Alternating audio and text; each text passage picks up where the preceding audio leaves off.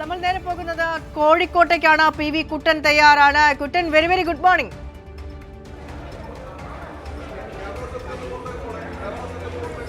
Good morning. Kozhikode കോർപ്പറേഷനിലേക്ക് ആദ്യം തന്നെ സ്ഥാനാർത്ഥിയെ പ്രഖ്യാപിക്കുന്നത് UDF ആണ്.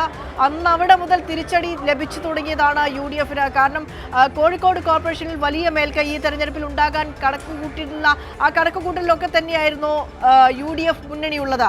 പക്ഷേ സ്ഥാനാർത്ഥി പ്രഖ്യാപനത്തിൽ വന്ന തിരിച്ചടി, പാളിച്ചകൾ അതൊക്കെയും ജനങ്ങൾ സംസാരിക്കുന്നുണ്ട്.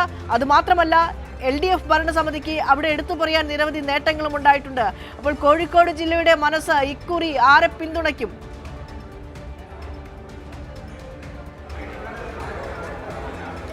വിൻഷ, കോഴിക്കോട് ജില്ലയിൽ നമുക്കറിയാവുന്നതുപോലെ തന്നെ സമഗ്ര ആധിപത്യമാണ് പല മേഖലകളിലും LDF-ന്. കോഴിക്കോട് കോർപ്പറേഷൻ്റെ കണക്കെടുത്ത് പരിശോധിച്ചാൽ തന്നെ ആകെയുള്ള 75 വാർഡുകളിൽ LDF-ന് 50 വാർഡുകളുണ്ട്, UDF-ന് 18, BJP 7 ഇങ്ങനെയാണ് കക്ഷിനില. ഇതിനകത്ത് ഈ സീറ്റിംഗ് നില വർദ്ധിപ്പിക്കുമെന്ന് തന്നെയാണ് LDF-ന്റെ പ്രതീക്ഷ. നഗരസഭയിൽ ബ്ലോക്ക് പഞ്ചായത്തിലാകെ 12 എണ്ണത്തിൽ 10 എണ്ണവും ഭരിക്കുന്നത് LDF ആണ്. ഗ്രാമപഞ്ചായത്ത് ആകെ 70 പഞ്ചായത്തുകളിൽ 42 എണ്ണം ഭരിക്കുന്നത് LDF ആണ്. നഗരസഭക്കകത്താണ് ചെറിയൊരു പിന്നോക്കം. അതായത് ആകെ 7 നഗരസഭകളിൽ LDF 3ഉം UDF 4ഉമാണ്. ഇത്തവണ 2 നഗരസഭകൾ അധികമായി പിടിച്ചെടുക്കും എന്നുള്ളതാണ് LDF-ന്റെ ഒരു പ്രതീക്ഷ. പോളിംഗ് ശതമാനത്തിൽ കഴിഞ്ഞവണേക്കാൾ ചെറിയൊരു കുറവ് വന്നിരുന്നു. അപ്പോൾ അത് പക്ഷേ ഇതിനെ ഈ റിസൾട്ടിനെ ബാധിക്കില്ല എന്നുള്ളത് തന്നെയാണ്.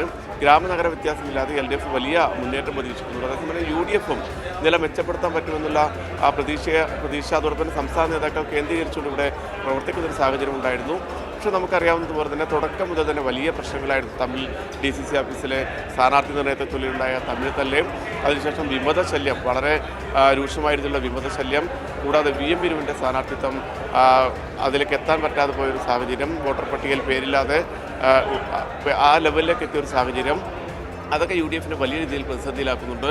അതോടൊപ്പം തന്നെ ഗ്രാമപ്രദേശങ്ങളിലൊക്കെ വലിയ രീതിയിലുള്ള വിമതശല്യം UDF-നെ അലട്ടുന്നുണ്ട്. BJP നേരത്തെ കോഴിക്കോട് കോർപ്പറേഷനിൽ സീറ്റുകൾ നേടിയിരുന്നു. അതിൽ മുന്നോട്ട് പോകാൻ സാധ്യതയില്ല, അതിൽ താഴേക്ക് പോകും എന്നതാണ് പൊതുവിലുള്ളൊരു വിലയിരുത്തൽ.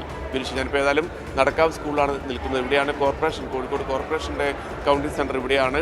സ്ഥാനാർത്ഥികളുടെ ഏജൻറ്റുമാരും രാഷ്ട്രീയ പാർട്ടിയുടെ പ്രധാനപ്പെട്ട ആൾക്കാരൊക്കെ ഇവിടേക്ക് എത്തിക്കൊണ്ടിരിക്കുകയാണ്. ഉദ്യോഗസ്ഥർ വളരെ നേരത്തെ തന്നെ എത്തിയിരുന്നു.